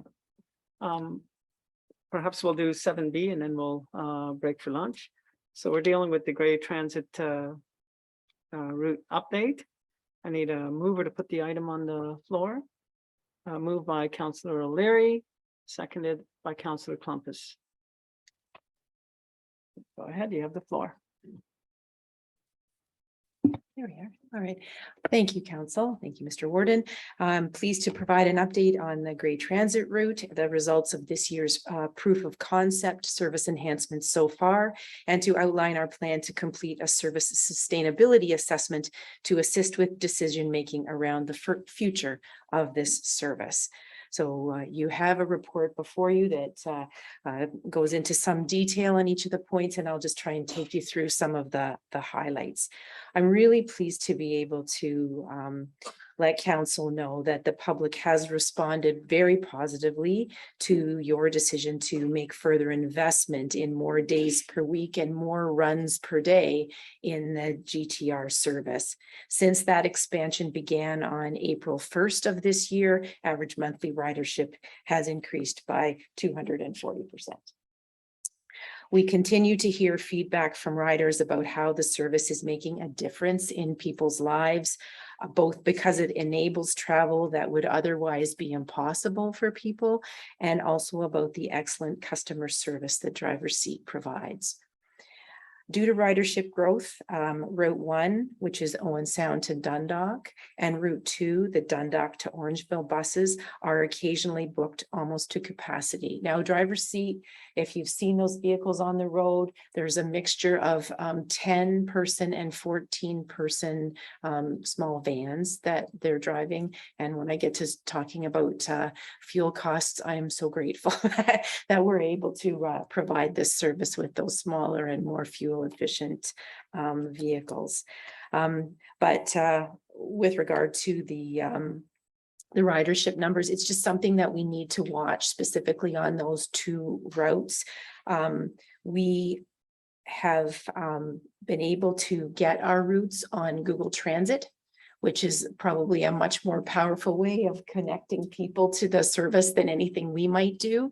But part of being on the Google Transit app is that you need to be able to allow walk-ons. And our service, we do really encourage people to book seats in advance, and they're wonderful to do that. But there is that need to always make sure that there's a little bit of space for those people who might get to a stop. One of the questions that we're asking council in this report today is to provide your thoughts about where you want to be with this service going forward. And the report does provide some estimates around the future costs of continuing with the enhanced level of service. The report estimates that continuing with the enhanced level of service through 2023 will require some additional investment. The provincial grant that we received back in 2019 is fixed. They did extend it out for 2 more years until March of 2025. But that provincial grant is fixed at $700,900 per year. That is what covers off the base level of service. In to this year's budget, there was an additional $223,300 to do these service enhancements from April to December. If we are going to continue with that same level of enhanced service for all of 2023, that will require an additional investment of $322,200, a portion of which is fuel adjustments. So we'll get to that in a minute. Fuel surcharges are calculated based on the assumption that fuel prices will average $2 a liter through 2023. In either returning back to our base level of service or continuing with the enhanced level of service, we will need to cover the cost of fuel. Our contract with Driver's Seat was based on fuel at $1.30 a liter, which at the time that we were negotiating that seemed like some healthy room to maneuver. However, having the recent fuel increases has certainly proven that to be a false assumption. Also, council will recall that Southgate has its own transfer payment agreement, MOU, with the province for the Dundalk to Orangeville part of the service. Grey County administers that on Southgate's behalf. It's just easier to have everything under one set of administration. There is on that Dundalk to Orangeville portion, a shortfall going into 2023.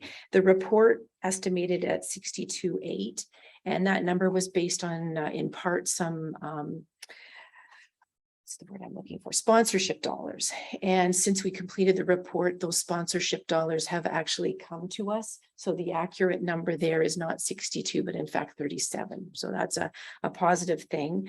The budget, as it's written in the report, assumes that that shortfall of $37,000 would be covered by Southgate or other external sources. But I think that we have a policy decision to make here. Basically, the ridership on the route portion between Owen Sound and Dundalk, I think is significantly impacted by the ability of people to continue on and get to Orangeville and get to the GO station. So if that's the case, is it appropriate for Southgate alone to bear that additional $37,000? Or should it be part of the overall operating cost of the whole system, because it is in fact part of the whole system? So you'll see later on in the staff report, another thing that we're asking to undertake is a sustainability business plan project. And I think we'd want to take a little bit of a deeper dive into that, the portion of the route that's Southgate specific versus the whole thing, and be able to bring back some more information to council to consider. Either way, if we return to the base level of service, there will be a levy requirement of $287,500, including fuel surcharges. Otherwise, the number is, as you can see in the report, $602,000. The financial contributions by Bruce County and South Bruce Peninsula are, I think, welcome and enabling the Grey Transit route to maintain the Grey Road 4 service from Walkerton, or from Hanover to Walkerton. And it's noted here that that the ridership on that Route 6 grew by 10% just between May and June. Bruce County and South Bruce Peninsula's financial support are enabling the summer service route on Route 5 to go from Wyerton to Sauble Beach several times a day, and also seeing good ridership there. The numbers have tripled from May and to June. There's weekend service on the southern leg of the service through Shelburne. The town of Shelburne is paying for that weekend service on their own. And so those numbers aren't included here. And the province did extend, as I mentioned earlier, the transportation grant funding timeline through 2025 in recognition of the rocky start that we all had with COVID. One of the unfortunate pieces, though, is that the provincial funding doesn't include any inflation protection. So that $700,000 a year doesn't stretch quite as far as it might have back when we started all of this. We do have an amending agreement with Driver's Seat Owen Sound. They are secure as our provider. No, whether we continue with enhanced service or whether we go back to the base level of service, Driver's Seat has agreed to continue to offer services either way out until 2025. Another exciting development since the report was drafted was that we have been able to confirm that SMART will be undertaking the fully accessible rides as they're required. Earlier on, when Driver's Seat wasn't able to secure fully accessible vehicles for us, it was a lot of work when there was an accessible ride requested for them to ensure that they had an appropriate vehicle. Now that we've been able to make arrangements with SMART on a cost recovery basis for them, so they'll be the ones that'll take those rides for us when they're required. So that's a really a great thing moving forward. And I want to thank Charles Fitzsimmons. Stephanie's backfills on the line, and I really want to acknowledge Charles' leadership in making sure that that happened. So I think the rest of the report is fairly self-explanatory. The sustainability project. We are collaborating with Southwest Community Transit Association, the Ontario Public Transit Association, as well as AMO and Roma, to ask the Ministry of Transportation for relief related to fuel costs. We have a confirmed delegation with MTO at AMO to ask specifically both for inflation protection, fuel cost increases, as well as the opportunity to enhance the service with some further support from the province. So as far as next steps go for the service, the GTR will continue to monitor and obtain feedback from riders to make service improvements where we can.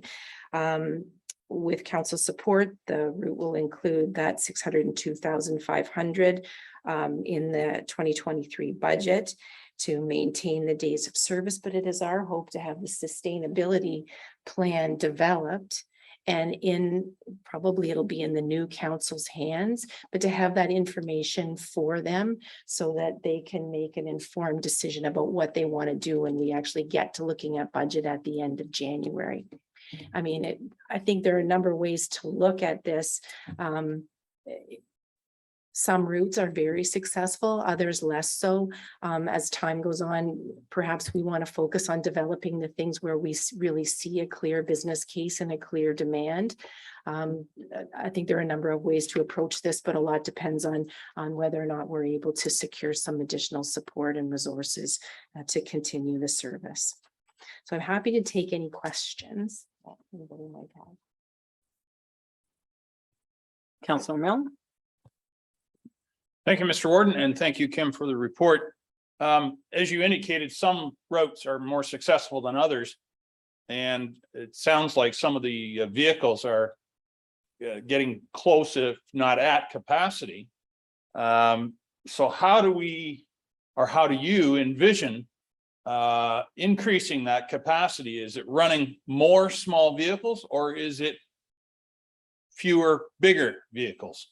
And if it's the latter, or even the first, there's a timeline to order vehicles and it can take months, as transportation knows, to get vehicles. So I'm wondering, is that part of the sustainability study as well?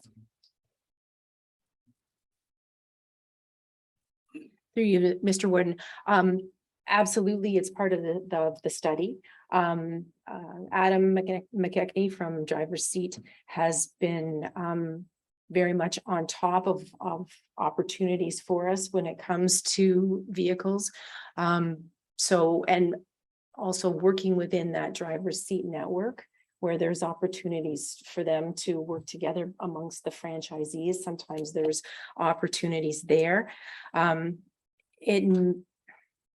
think there's two things that the route that's going to Orangeville is, I think, in a large degree aligned with what the GO schedule is. So I think you would be first and foremost looking for slightly larger vehicles to accommodate rather than more trips, because that might not align with the GO schedule. That's my first thought, but certainly it bears some further scrutiny there.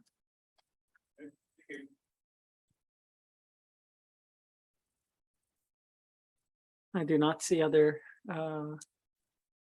questions. Oh, Councilor Desai. Thank you, Warden Hicks. One of the parts of this report is with regards to the fuel prices. Is there any consideration for moving forward into having either a hybrid electric vehicle or a fully electric vehicle? And the reason I ask for with a hybrid electric vehicle, you're looking at if a transit vehicle stops often, uses brakes often, so it would actually be not an insane idea to have a hybrid electric vehicle. But also on the fully electric, there is the issue of a very limited range, given how vast we are. But is there any plans moving forward to incorporate hybrid electric vehicles or fully electric vehicles into our fleet? Thank you. Through you, Mr. Warden, I think at the time that we entered into this program, even those 3 years, I think, have made a difference in the availability of product, of the general acceptance of hybrid and electric vehicles of a size that would work for the service that we're trying to provide. I think the other challenge that we face is that this is still a program that has a sunset to it, and asking either the county would need to make a longer term commitment to providing the service, which would then allow us to build a business case for making that capital investment in vehicles, or we would need to make a longer term commitment to our provider to make it work for their business to make those investments.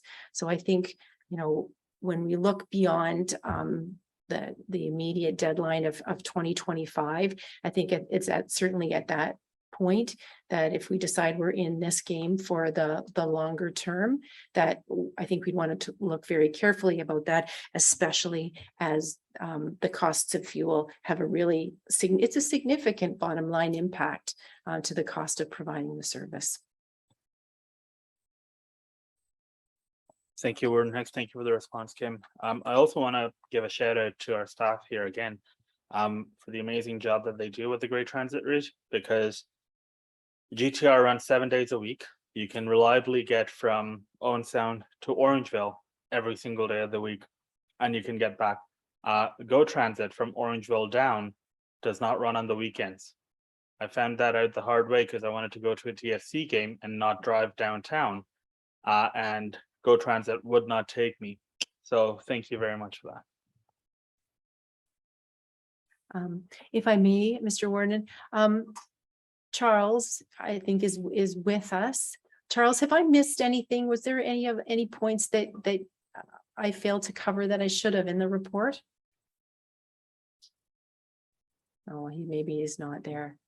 Oh, there he is. No, I think the report was very well presented and the questions were very well answered. I'm grateful that I've had the opportunity to fill in for Stephanie during her parental leave, and I'll be wending my way fairly soon. But I must say, as someone who has quite a bit of experience in transit in Ontario, that I think Grey County and its municipal partners are doing a very good job with this experimental service, and nothing is particularly easy about it, but the results are starting to be very exciting. So thank you. Thank you. Okay, I do not see any other questions, so I'm going to call the question. All those in favor? Is there anyone opposed? That is carried. Thank you, Kim. Council, I did mention that we would be breaking for lunch, but I'm looking at the agenda, and I think in fairness and maybe as a courtesy to the media in attendance, we should probably deal with the next item and then break for lunch. And that would give the media a break, because we'll be going into closed session once we come back from lunch. So Scott, you've got the no? Okay, Jody, we'll turn it to you then.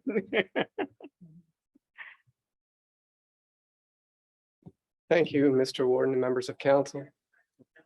My apologies, I should put the item on the floor. So moved by Councillor Desai, seconded by Councillor Carlton. Although, oh, no, we're not voting yet. Jody. Boy, was I speeding that along, huh? Yes. Jody, you have the floor. Thank you, Mr. Warden and members of council. For a moment there, I thought fortune smiled on me when I was not going to be the last report before lunch, but it was not to be. So I'm here today to present a report broadly that discusses the opportunities and benefits that are presented to us right now for a project to migrate our current document management system to a new platform called SharePoint. So just a little bit of a background. First is just what is an electronic records and document management system for those of you who haven't encountered it before. Basically, it's software that allows an organization to manage the content that it creates, right? And so It allows you to store it, organize it, set permissions on that content, so only the appropriate staff can see it, and control versioning, among other things. Furthermore, it allows staff to manage that content according to the records management procedures that municipalities are obliged to follow. And so for the history of our electronic document and records management systems, prior to 2016, we weren't using one in a traditional sense. We stored our content on a file server, which isn't really a whole lot different than how you would store files on your computer. And that year we implemented a product called Alfresco. It was a very modern platform at the time. It offered a lot of very beneficial features. It had a modern interface. It fully integrated the records and document management components, which not a lot of systems did at the time. And it had powerful workflow and integration tools that allowed us to model certain business processes and integrate that software with a lot of the in-house applications that we build. And we've used that for things like our emergency management portal, our intranet, and of course, the council portal that you use to get your agendas from. That being said, we are now looking at an alternative, like I say, SharePoint. And so although Alfresco was a successful software implementation, we're looking at migrating to SharePoint for a few reasons. First and foremost, we already pay for SharePoint. The way Microsoft sets up its licensing, we have to use Microsoft for things like access or staff access to the network. We use it for email. We use it for security, Windows that runs on your computers. And Microsoft bundles in SharePoint to that package of licensing. We can't take it out. We can't unbundle it. So essentially, we're paying for two competing systems. So that's a pretty clear but big reason we would like to move to the new system. There are also a lot of benefits and opportunities to SharePoint that kind of take it beyond Alfresco, and they're in the report, but I'd just like to highlight a few. It's a far better platform for collaboration on content, especially with people outside of the county. So how we would do something with our current workflows, if you wanted to share a document, it's either you working on it and then you get out and someone else gets in, or if people are outside the organization, you send them the document, they send you back their changes. With SharePoint, you can have two people or more collaborating on a document real time. You basically can send them a link, they can load it up in their browser. It's not that much different than going to see, CBC News. All the content comes up in front of you in your browser and you can edit, you can see what other people are doing. So it's a far better collaboration experience. Aside from that, another benefit, that also makes it a whole lot better for hybrid working. People can get at content, they can use whatever device they want. It kind of eliminates the security risk we have now because you're not transferring files back and forth to different computers or different networks. With the Microsoft 365 licensing that we use, there are a lot of tools for efficiency. They all run on SharePoint. Every time you're creating new content in one of those tools, it's creating content in SharePoint or managing it through SharePoint. And the final one that I wanted to highlight is there are really straightforward tools for developing simple applications that are based on SharePoint site. And again, they allow us to model workflows or integrate with other systems with very little custom code. So from purely an IT service delivery standpoint, there's a pretty big benefit there. In terms of timing of the project, as with any major application that we implement at the county, we've been planning on an assessment of Alfresco for sort of a gap assessment or looking at a potential replacement. And over the past few years, the SharePoint platform has improved dramatically. So all those benefits that I talked about are more recent developments in SharePoint, and they've also reached the point where you can do integrated records management. A few years ago, you would have been using a third-party application to manage records on top of SharePoint. So it would have been two separate pieces of software. We have started to make use of some of these tools, as I mentioned, but for the business benefits, not for content management. So that creates a bit of a challenge for us because we keep going down that road. The eventual migration from Alfresco becomes more complicated because you have to migrate all the data you have in Alfresco, and then you have to deal with this data you've created in sort of the Microsoft world separately. And finally, as I mentioned, the financial benefits, and I'll get into them just a little bit more towards the end of my my talk here. So the scope of the project, we would definitely be seeking consulting services to assist with this. One, for capacity, it's a very large, complex project, but more importantly, just for the expertise. You can do a lot of configuration and customization in SharePoint, so would be looking for someone who already has a broad depth of experience in that platform, and ideally someone who's migrated from other systems into SharePoint as well. So the consultant would first help us do the design and configuration, like what should our SharePoint implementation look like. It has to follow what we've done for content organization before to facilitate that migration. We want to follow the TOMRIM system for content organization and records management. And like I said, there's a lot of other things that go on in the background behind SharePoint. So we want to make sure that we've designed it in a way that's efficient and that we can manage going into the future. We would also be relying on a consultant to help us develop the procedures and tools to do records management in SharePoint. So again, it is very configurable, and we'd be looking for new processes essentially and relying on their expertise to help us develop them. The consultant would be ultimately responsible for the migration of Alfresco into SharePoint. That is a significant undertaking of this project because number one, it's just challenging to move all that content from one system into the right spot in a second system, but you also have the complication of a lot of that content is already in the records cycle. So you don't want to take something that has a 10-year record cycle, would be destroyed next year, and then have to start that over pardon me, in a new system.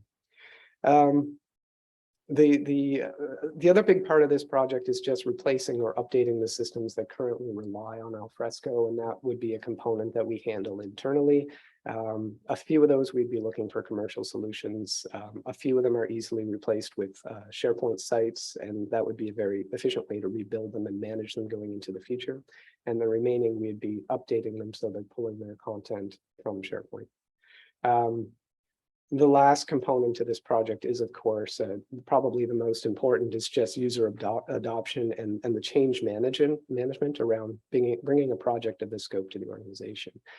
It would be impactful for pretty much anyone who uses a computer in their daily job, which to some degree is all staff. So we'd want to make sure that we've brought them along and provided adequate training ahead of a go live date. So for costing and our recommendations, as outlined in the report, we're estimating that the cost of this project would be around $150,000 for the consulting engagement. As I mentioned, the county currently licenses SharePoint through its Microsoft licensing currently, so there's no additional software costs at present. I will point out that as that system grows, you will have to increase and pay for storage. However, that's about $2,400 a year for 1 terabyte of storage, or to put it another way, our current capacity is just over 4 terabytes. So for 25% more than we're using now, we're looking at $2,400 a year. On the other hand, we are paying slightly over $110,000 a year in licensing for Alfresco. So the cost of this project would be recovered within the second year of implementing, or the second year that we stop licensing Alfresco. So staff are proposing that we release an RFP to seek these services.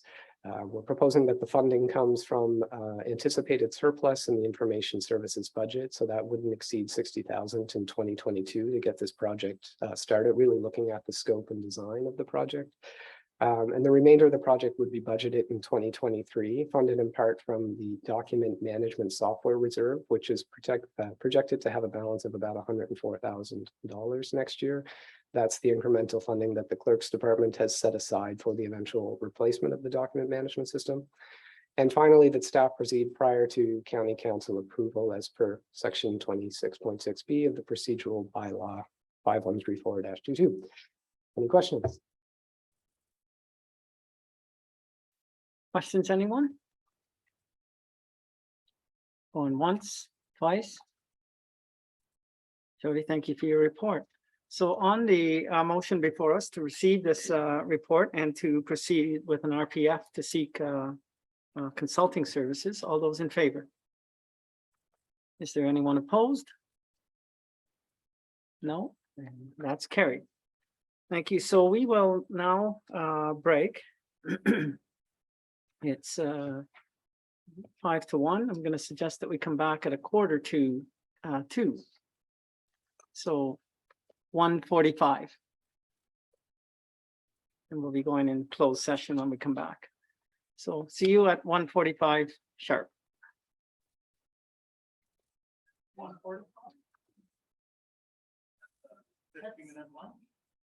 So we are at, oh, sorry. No, that's correct, yeah.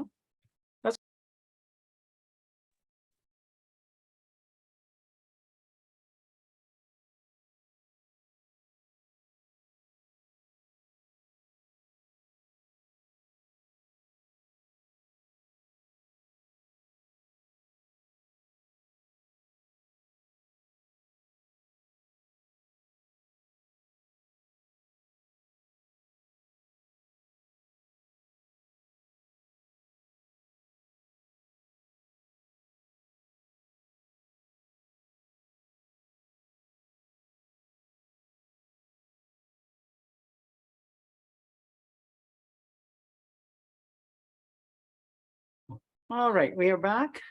Welcome back, everyone. I'm looking for a motion to take us into closed session, and that's for the purposes of a proposed or pending acquisition or disposition of land, and to get information or advice subject to solicitor-client privilege. Moved by Councillor Keaveney, seconded by Councillor Patterson. Who am I turning it over to? Pat?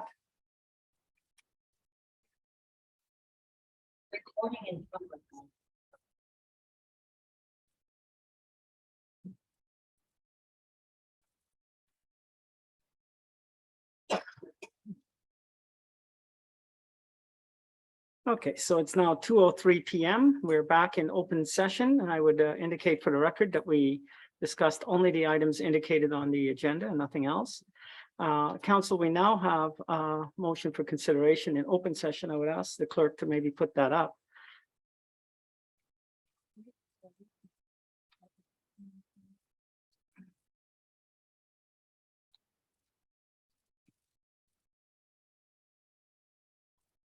No worries.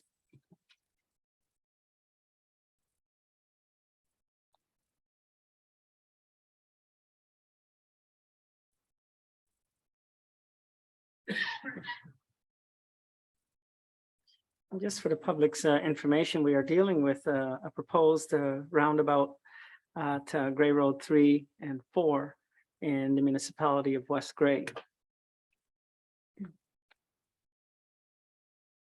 Okay, go ahead.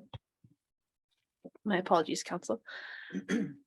So the motion is that with respect to the 3 partial acquisitions of land for the Gray Road 3 and 4 roundabout project identified respectively as parts 1, 2, and 3 on a draft reference plan of part of lots 5, 14, 20, and 21, Plan 53, Geographic Township of Bendick, Municipality of West Gray, prepared by Dinsmore and England Limited, dated May 29th, 2022.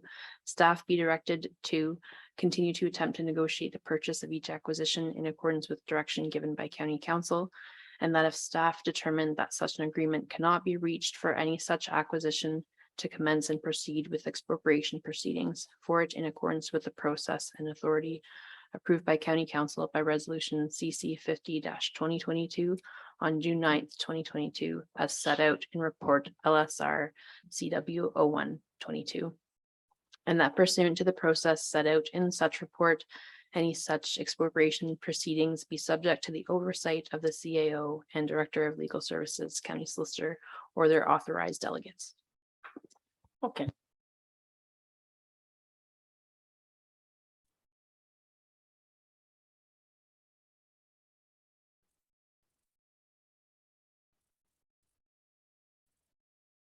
My apologies. I called for a mover. The mover was Councillor Carlton. The seconder was Councillor Gamble. And I'm now asking if there's any discussion necessary on the motion before us.